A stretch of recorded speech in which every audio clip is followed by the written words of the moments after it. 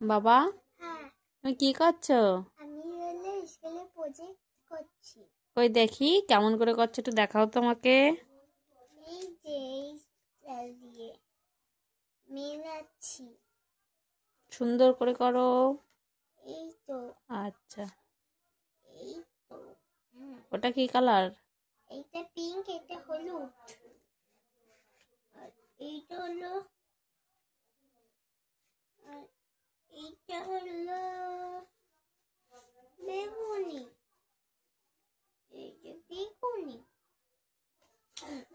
তারপরে অরেঞ্জ,